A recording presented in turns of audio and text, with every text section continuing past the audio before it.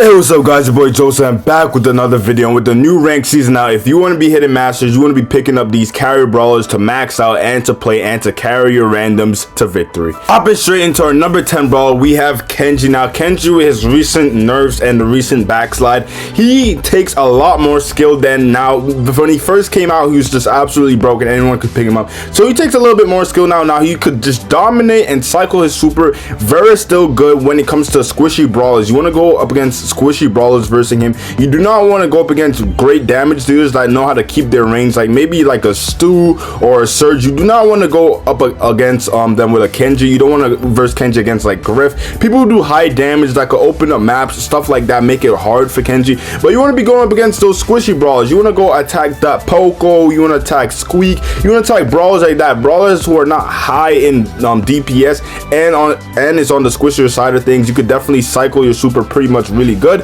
And once you learn how to cycle your super really good with Kenji, you could really tone in and cause so much more damage, cause so much more ruckus. Let's hop straight into the next brawler. Hopping straight into the next brawler. Now it's super easier to hit masters with, a lot of new players. Some of them don't understand the skill of the game. You have a brawler like Fang. Fang could just get squad wipe after squad wipe in the right scenarios, again like with squishy brawlers or just against like mid health brawlers. You cause a little bit of damage, your teammates help them out, cause a little bit of damage. Fang has a lot of squad wipe potential. You guys know when that first hypercharged Fang came out, he was absolutely broken on 5v5, but now it's just scaled down to 3v3. He could be very vital. He could be really good in like bounty, in knockout, those kind of modes where kills are very, very, very, very important. And in Brawl Stars, kills is just overall like super good. And why wouldn't you want to pick up a brawler that could instantly get those kills? Hopping straight into probably he's kind of underrated, under 8. We got Stu. Now I think there's a skill cap to him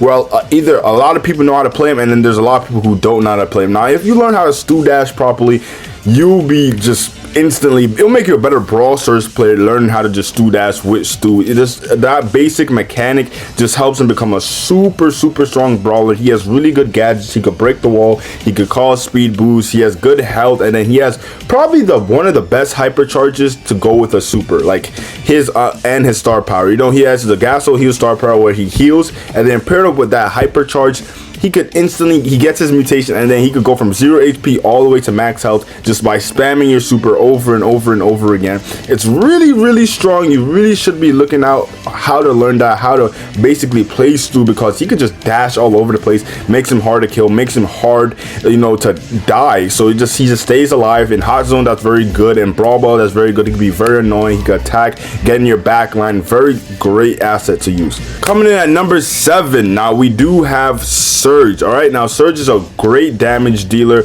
great gadgets as well. These brawlers are either just like damage dealers to the max or they have some kind of long range, but Surge could just progress as the game gets longer. You're in brawl ball, he gets better and better and better. His hypercharge allows him to just cause like insane amount of damage. He does well into tanks as well, so he's really like, unless you're playing against like 2 maybe 3 long range brawlers, Surge is going to be useless. Other than that, you could play him into pretty much almost everybody, as long as if your team has a wall breaker and the other team has a thrower. I think he should be very well. Surge is definitely a brawl you should be learning. Plus you just got a new free Buzz Lightyear skin. Next up we have Rico. Now Rico is very important. Now he could be number 1 on this list and he could be number 10 on this list. It all depends on the maps. Okay, now Rico is map dependent heavy. You have to have a lot of walls around. Now if you have a lot of walls around, you have teammates who are helping you out. If there's too much throwers that you're going up against, he will absolutely kill. He has one of the best hypercharges inside the game, one of the best gadgets inside the game. They toned him down a little bit with the gadget nerf,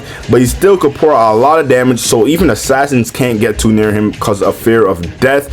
His hypercharge just allows him, it says balls bounce more and faster, and is more aggressive, and it just stays on the map longer, and it just allows him to get cycling of super, allows him to get so much squad wipe potential, makes him one of the best brawl ball brawlers inside of the game. Makes him one of the best gem grab brawlers inside of the game. Just a brawler like that, in the right map scenario, he could easily be one of the best brawlers, if not the best brawler inside of Brawl Stars with the right scenario. Next up, we have Piper. Now, Piper, she used to be like literally the go-to #1 carry brawler, but obviously there's almost 90 brawlers, like almost 100 brawlers inside of Brawl Stars now, but she is still up there. You're always gonna need a brawler for the long range maps. You're always gonna need a brawler that could just turn the tide of the battle, and Piper is that brawler. She has high damage, high skill cap reward. If you hit your shots, you're rewarded with high amount of damage, and then you have that homing in gadget where you could just home in on them and get that easy 2-tap. If they're playing too much aggro brawlers, you have the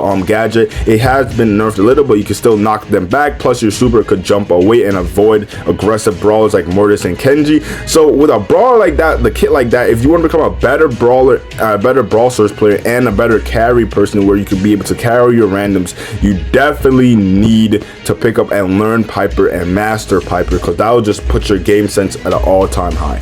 Next up, we have Maisy, another brawler with high risk, high reward. Maisy shots are not the easiest to hit, but she hits for 3,000 damage. If you guys are new to the channel, make sure to like and subscribe. But she hits for 3,000 damage per shot. So that 2 shots could just kill a lot of people. 3 shots could destroy like 90% of brawlers inside of Brawl Stars. If you hit 3 shots on one person, they're dead, and you could just do that the whole game. And then the squad wipe ability, one of the best hypercharges in the game once you're able to pop it off, though you have to be careful though, because it could be countered a lot with like stuns and stuff like that. But other than knockbacks, but you have a brawler like Maisy with the pure damage.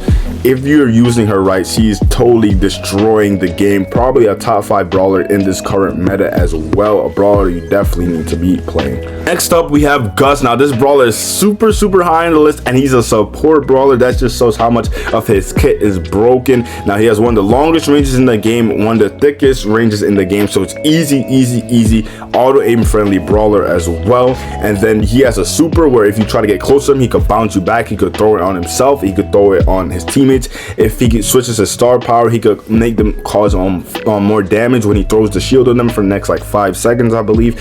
And then the high DPS with the ability to have your balloon and pop it with your gadget, pop the balloon gadget, it just causes him to get so much kill confirms, and it's just a hard brawler to kill, and a brawler with just insane survivability and insane support ability, which you definitely need to be supporting and helping while staying alive inside of ranked, because sometimes you won't get the best of ranked teammates.